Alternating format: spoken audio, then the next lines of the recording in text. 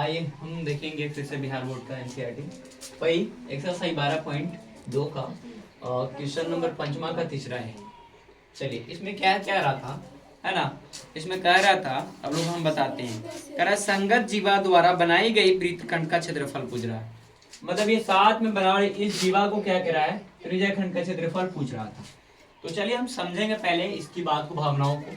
इसका भावना ये कहता है कि ऑलरेडी हमको ये चीज सबसे पहले दिया हुआ था, ठीक है। ए बच्चन कॉन्सेंट्रेट कर रहे बोर्ड पे, बहुत मारेंगे रे बंदर लोग, सोच लियो, है ना। तो पहले जो जो दिया है त्रिज्या खंड है ना, सॉरी त्रिज्या दे लेते हैं 21 सेंटीमीटर, थीटा 60 है, पाई का मान 22/7 ही रखना है, अलग ही नहीं रखना है। अब कहेंगे वृत्तक है ना, वृत्तखंड का क्षेत्रफल बराबर थीटा कोण 360 degree, pi r square minus 1/2 pi r square sine theta. ध्यान से देखना है। चलिए यहाँ पे हमको दो चीज कॉमन, ये वाला और ये आर स्क्वायर कॉमन दिख रहा है, तो आर स्क्वायर वो रख लेंगे बाहर। तब बाहर रखेंगे हमको थीटा कोण 360 डिग्री, पाई बचेगा, फिर पाई तो कहानी खत्म की, दो कॉमन ले लिए। चलिए माइनस का माइनस रहेगा 1/2, और यहाँ पर आर स्क्वायर था, ये भी कॉमन था, तो कॉमन वो चला गया। चलिए अब यहाँ कुछ नहीं तो अपने मन से क्या गुना के ले सकते हैं, और थीटा का मान यानी साइन थीटा 60 का मान यानी 60 का मान √3/2 होता है, इसका वैल्यू हम यहाँ रख दिए। चलिए अगला टाइम में क्या करेंगे, इसका वैल्यू यानी कि 21 का स्क्वायर कितना होता है, तो 21 हम यहाँ स्क्वायर कर दिए। चलिए अभी इसका थीटा का मान 360 पहले से था, और केवल थीटा का मान क्या है 60, 0 से 0 काटेंगे और 6 से 36 काट दिए।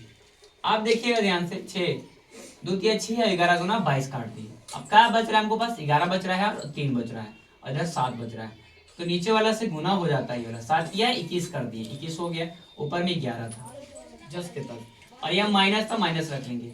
इन दोनों को गुना करेंगे √1 से √3 में, सॉरी √3 से 1 में गुना करेंगे तो एक ही √3 होगा, और 2 गुना 4 नीचे हो जाएगा। दोनों के एलसीएम 21 चौके 84 होता है, और इसको गुना कर देंगे तो 441 हो जाएगा, ठीक है।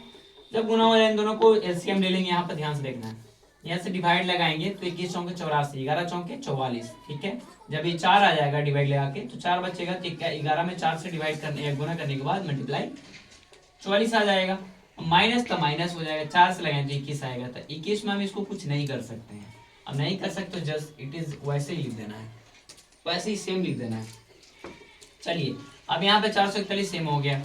अब इसको क्या करेंगे, ये जब हटता है ना, ये हटेगा तो गुना हो जाएगा, और गुटा यहाँ पे हो जाएगा, तो इसको हरों का परिमेयकरण किया जाता है। क्या करेंगे, जब हटा के करेंगे तो आप ध्यान से देखिएगा, 84 को 42 दूना 84 काटें, और 11 दूना सॉरी 11 चौके 44 काट दी, और 42 दूना यहाँ पे है ना, 21 दूना 42 होता है, तो यहाँ से 21 बार में 441 को काट दिए, कट गया।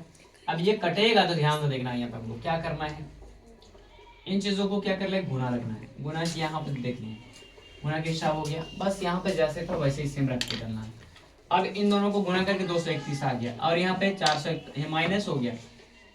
चलिए माइनस हो गया, 441 गुना 21 √3 बटा 84। अब यहाँ 21 के 84 काट दी, तो यहाँ नीचे 4 हो गया, ऊपर से 21 खत्म, यानी कि अगर मैं जो लिखेंगे हम 231 माइनस 441 √3 बटा 4, ये हमारा आंसर हो जाएगा फाइनल, ठीक है।